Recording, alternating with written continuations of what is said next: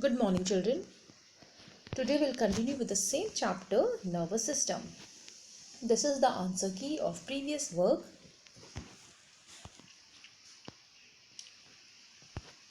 Tell your answers.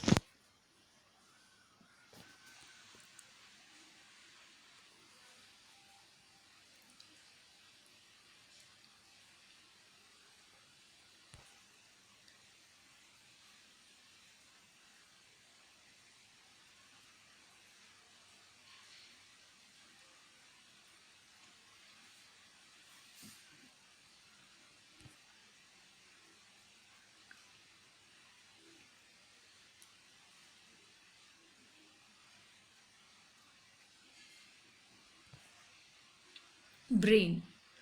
Brain is a very important part of the nervous system. All the activities of our body are controlled by the brain. It means the brain has memory which stores information and we can recall the information when it is needed for us. Brain is a delicate organ and it is protected by a thick set of bones called skull. So brain is protected by the skull. The brain has three main parts: cerebrum, cerebellum and medulla oblongata or brainstem. So the first part of our brain is cerebrum.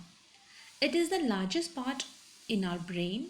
Cerebrum controls our sense organ like eyes, nose, ears, tongue and skin.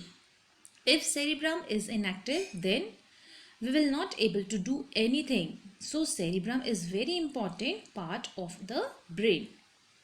Cerebrum is divided into two parts, right and left cerebral hemisphere. Their outer surface is folded with ridges and grooves. Their walls have an outer and an inner portion. The outer portion contains cell bodies of the neurons and is called grey matter. It accommodates a large number of neurons. Children, do you know that our cerebrum contains about 9 billion neurons? And the inner portion of the cerebrum mainly consists of axons and is called white matter. Children, in the previous video, we have studied that nervous system is made up of special cells called nerve cell or neurons. A neuron is made up of cyton, also called cell body, axon, dendron and dendrites. So children, the outer portion of cerebrum contains cell bodies of neuron and inner portion of cerebrum contain axons. Function of cerebrum. It controls all the voluntary activities of the body like vision, hearing, speech, taste, smell and touch. And it is also responsible for the learning ability. It is the center of mental activities involved in memory, willpower, intelligence, imagination, thinking, reasoning and learning. Now the second part is cerebellum. It is the second largest part of the brain. It is located at the base of the cerebrum or at the back of the head under the cerebrum. Function of cerebellum. Cerebellum is an important center for movement. It helps us to maintain posture and balance. It balances the body while walking, running, jogging and cycling. It also regulates and coordinates muscular activities. Like for example, if you want to write an essay, the idea of writing an essay on paper arises in the cerebrum. But the muscles involved in writing are under the control of cerebellum. Now, the third part is medulla oblongata. It is the posterior and lowest part of the brain. It joins the brain to the spinal cord. Its function is to control the involuntary activities of the body, especially breathing, heartbeat and digestion. It also regulates blood pressure of the body. Now spinal cord. It is a long, narrow, cylindrical cord-like structure. It extends from the medulla oblongata and runs down almost to the whole length of the backbone. It is well protected within the bony vertebral column.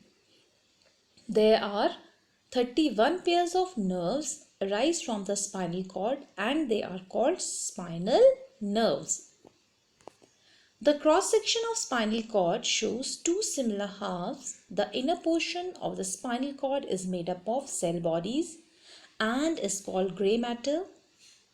The outer portion is made up of axon and is called white matter.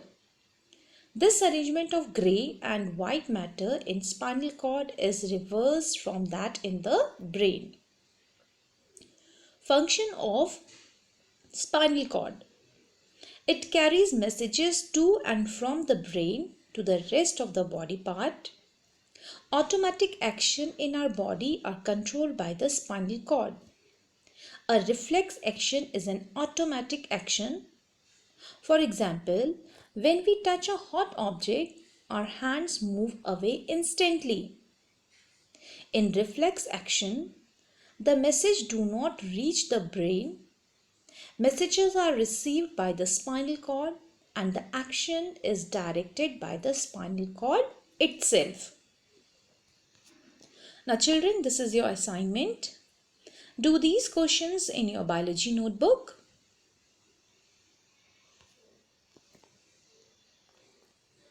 Thank you.